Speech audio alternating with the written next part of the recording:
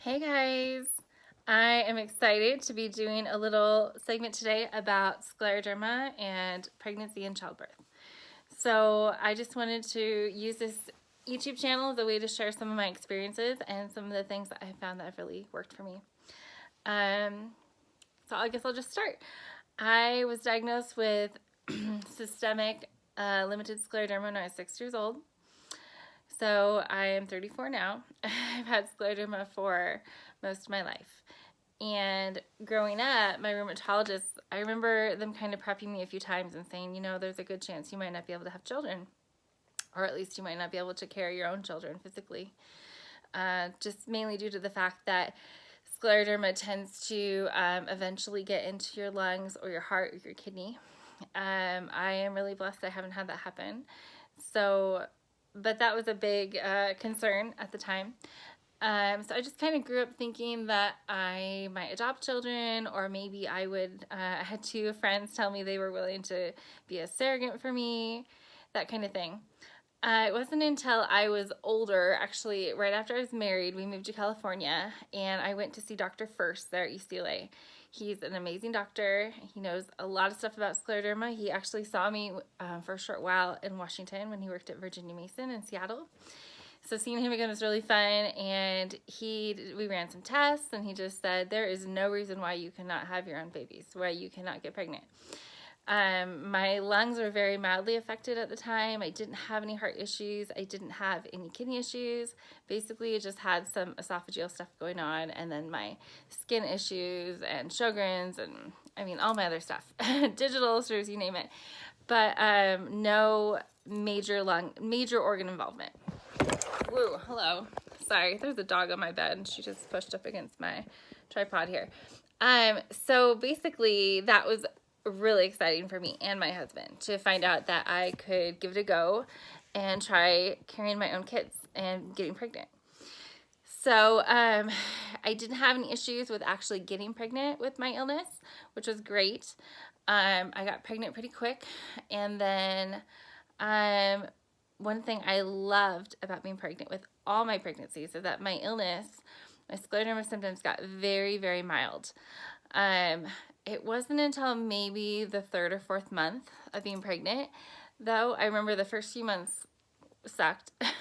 I felt really sick. I didn't actually throw up that much, but I just felt really sick and tired.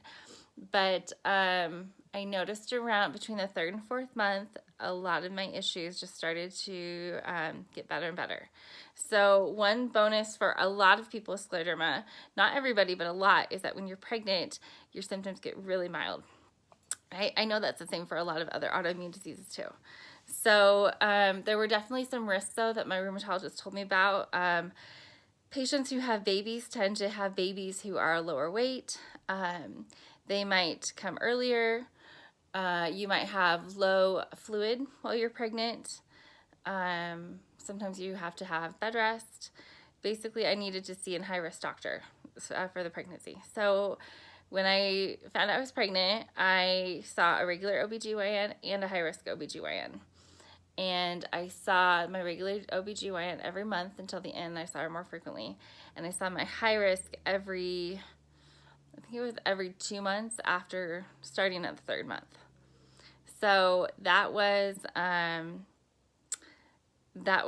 just a great path to be on. I got a lot of help and support along the way. My high-risk doctor was able to see how the baby was developing and able to let me know everything was okay.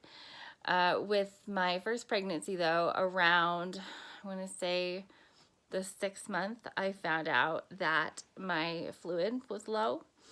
And so he put me on partial bed rest and gave me baby aspirin.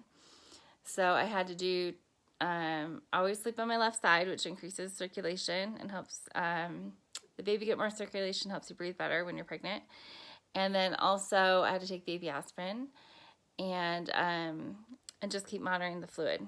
So did I mention? Yeah, I had to have bed rest 2 hours a day at that point. Continued to see him. Again, my scleroderma was super, super mild. But I did find out about around when I was between 7.5, 8 months pregnant that my fluid was even lower. So then I went on full bed rest. and I saw my high-risk OBGYN once a month. So that everything was going smoothly. It wasn't until about 3 weeks before my due date I went in and I had no fluid left in my basically at all for the baby. And so they did, I went to the hospital and they induced me. Baby wasn't in stress though. Everything was good. Vitals were good. And I was able to have a vaginal delivery. I did get an epidural, but baby never went into stress. Everything was good. He was healthy. Despite the really low fluid, he didn't have any health issues when he came out. Everything was great. So that was amazing. And the birth process was fine. I didn't have any complications from the birth, which was a blessing. And like I said, his only thing was that he had the low fluid. His birth weight, he was 7 pounds, 4 ounces, so he was fine there. So everything was great. I healed. Maybe it took a little bit longer to heal, and my OB said that too, because with scleroderma and other autoimmune issues, you tend to take longer to heal. But it was a really positive experience. So my husband and I decided about a year and a half later to try for a second. Got pregnant right away. And before my second too, they did run, I should say, more tests on my lungs and heart and kidneys. So, and everything was looking good. In fact, my lungs had actually improved, which was great. And again, my scleroderma was really mild during the pregnancy. That pregnancy, I did not have any issues with the low fluid. I did find out that my son had a very large head. I might have to have a C-section, but in the end, I was able to deliver him vaginally as well. I did tear more, but I was able to heal from that, and it was also just a really successful pregnancy. Then my family and I moved, and we later decided to have 2 more children. So, and both my girls, no issues with my pregnancies. Nothing out of the ordinary, and my babies were not low birth weight babies. I did not have any other fluid issues. I never had preeclampsia or anything like that. I was very lucky, and every single pregnancy I had a very, very mild scleroderma. So that was great. The one thing I should add though is that every single time after I had my babies, about between 3 to 5 months after, my disease flared up. The first time was the worst because I didn't really know what to expect, and I ended up in the hospital with a very, very severe digital ulcer, which had hit my bone pretty bad, and they were afraid it was going to get gangrene and get amputated. So thankfully I was able to get in the hospital, get on IV antibiotics, and then get on some other meds to help me to get my circulation going, prevent those things, and prevent some other issues I was dealing with at the time. And then I just knew from then on that after I had a baby, I needed to be ready for a potential flare-up with my disease. And I just basically knew what meds I needed to get back on, at what times, and I was ready to take care of it. I never had to go to the hospital again with a flare-up right after the baby, and just knew what to expect. Another thing I wanted to mention was I was able to breastfeed all my babies.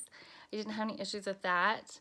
I've had a really positive experience. I've had 4 healthy kids. I love being pregnant, really, because of how awesome I feel when I'm pregnant. And my rheumatologists have been really supportive of all my kids.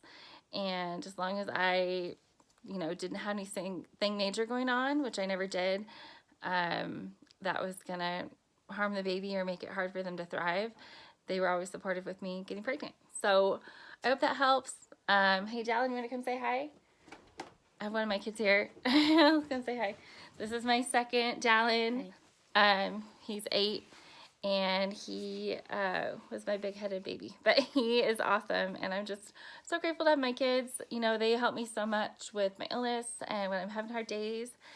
And I'm just grateful I've had these healthy pregnancies and that I was willing to give it a go despite what I was thinking growing up. And I just hope other women out there with scleroderma who are considering having kids will, be willing to give it a try, and because your kids will definitely bless your life in so many ways.